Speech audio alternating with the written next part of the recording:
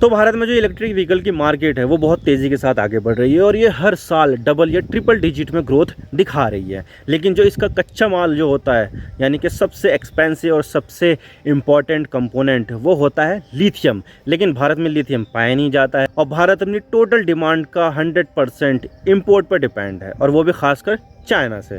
क्योंकि देखा जाए तो भारत में लिथियम के जो डिपॉजिट है वो पाए ही नहीं जाते हैं। लेकिन ये कहानी सिर्फ अभी तक ही है, क्योंकि देखा जाए तो भारत का जो ताज है यानी कि जम्मू कश्मीर राज्य, वहाँ पर भारत को बहुत ही बड़े डिपॉजिट मिले हैं लिथियम के, जिससे क्या होगा आने वाले समय में भारत को लिथियम खुद के देश का ही मिलेगा और यहाँ पर जो भी एक्सपेंसिव हो रही है लिथियम बेस्ड बैटरीज वो भी कम हो जाएगी। मोबाइल में ये लगती है, लैपटॉप में, टैबलेट में और बहुत सारी चीज़ों में लिथियम आयन बैटरी का इस्तेमाल किया जाता है। तो आज इसके बारे में पूरी डिटेल के साथ बात करते हैं कि किस तरह से यहाँ पर खोजा गया है और भारत इससे क्या क्या फ़ायदा उठा सकता है। आज इसके बारे में पूरी डिटेल के साथ बात करते हैं। लेकिन उससे पहले अगर आप चैनल पर नए हो तो चैनल को सब्सक्राइब ज़रूर कर देना। आप चाहे वीडियो को लाइक करो या डिसलाइक करो, लेकिन चैनल सब्सक्राइब कर देना। तो चलिए वीडियो का आगाज़ करते हैं।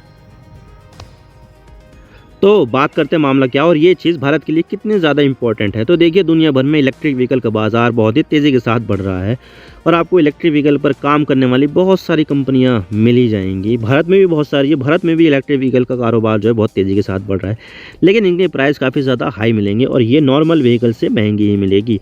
इसके पीछे की वजह है लिथियम, जिसके दुनिया भर में लिमिटेड रिसोर्सेज ही हैं, लेकिन ये डिमांड में बहुत ज़्यादा है, जिससे लिथियम का जो प्राइस है वो काफ़ी ज़्यादा महंगा रहता है और महंगे लिथियम से महंगी बैटरी बनती है, जिससे फर्दर इलेक्ट्रिक व्हीकल्स के प्राइस बढ़ते हैं। क्योंकि ईवी में सबसे ज़्यादा इंपॉर्टेंट और सबसे ज़्यादा एक्सपेंसिव अगर कोई चीज़ होती है तो वो है इसकी बैटरी, जिसमें डीसी बिजली स्टोर की जाती है और इस बिजली की मदद से ही इलेक्ट्रिक व्हीकल को पावर मिलती है। और ना सिर्फ इलेक्ट्रिक व्हीकल को, बल्कि यहाँ पर बहुत सारी चीज़ों में ये इस्तेमाल किया जाता है। जैसे मोबाइल की बैटरी में लिथियम मिलेगा, लैपटॉप की बैटरी में लिथियम मिलेगा, टैबलेट की बैटरी में लिथियम मिलेगा, ड्रोन या फिर खिलौने और वो सारी चीज़ें जिसे रिचार्ज किया जाता है उसमें लिथियम की बनी बैटरी का ही इस्तेमाल किया जाता है। यानी कि लिथियम आज के समय काफ़ी ज़्यादा क्रूशियल आइटम बन गया है। लेकिन सबसे बड़ी दिक्कत तो ये है कि भारत में लिथियम के कोई रिजर्व पाए ही नहीं जाते हैं और अगर कहीं पर डिस्कवरी हो भी गई ना लिथियम की, तो या तो वहाँ पर उसको माइन करना मुश्किल होगा या फिर उसकी क्वालिटी ही बहुत ज़्यादा कम होगी, जिससे उसको निकालना बहुत ज़्यादा अफोर्डेबल नहीं होगा। तो भारत अपनी ज़रूरत का जो लिथियम है उसको पाने के लिए दूसरे देशों पर निर्भर हो गया है,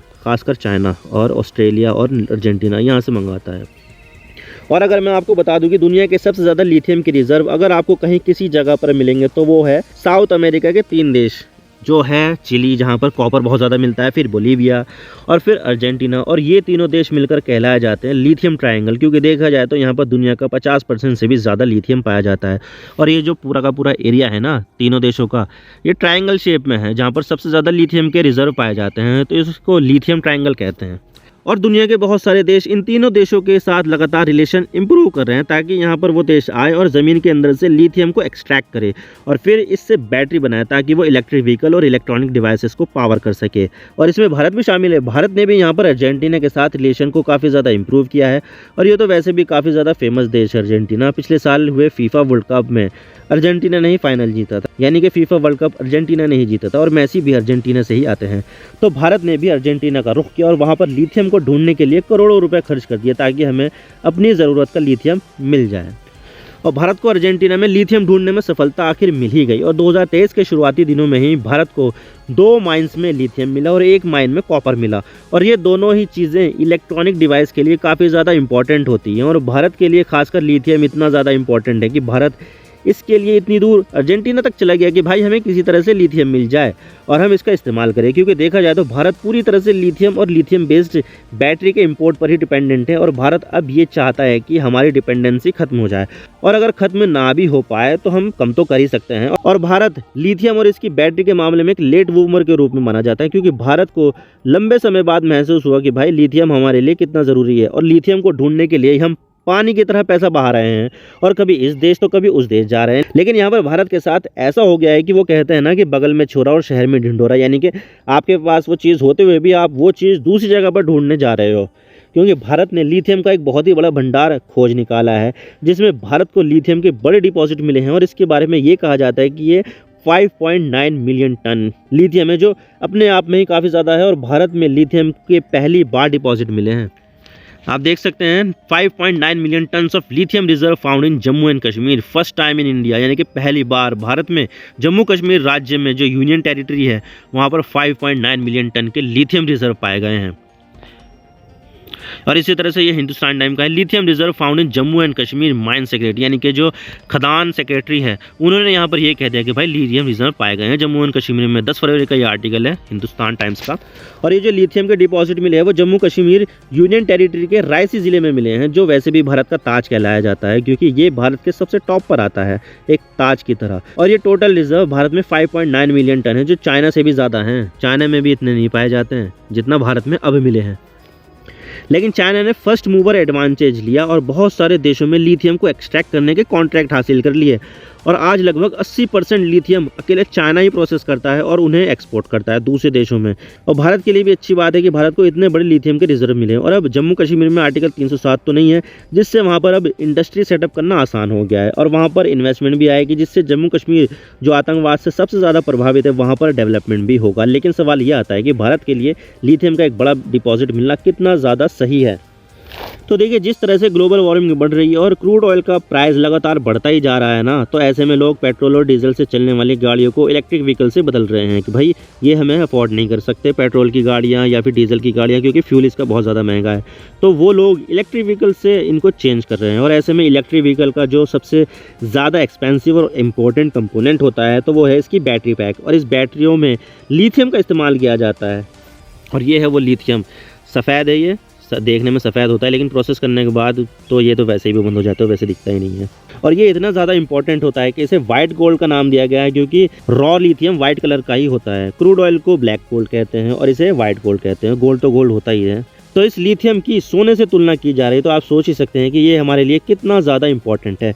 और इसके अलावा लिथियम से बनी बैटरियों का इस्तेमाल मोबाइलों की बैटरियों में, लैपटॉप की बैटरी में, टैबलेट में, स्मार्टफोन में और बहुत सारी चीज़ों में इस्तेमाल होता है, जिन्हें बार बार चार्ज करने की ज़रूरत होती है। लेकिन यहाँ पर लगातार लिथियम का इस्तेमाल तो बढ़ता ही जा रहा है और यहाँ पर 2025 तक इसका प्रोडक्शन डबल हो जाएगा, लेकिन इसकी डिमांड है उससे भी ज़्यादा बढ़ जाएगी।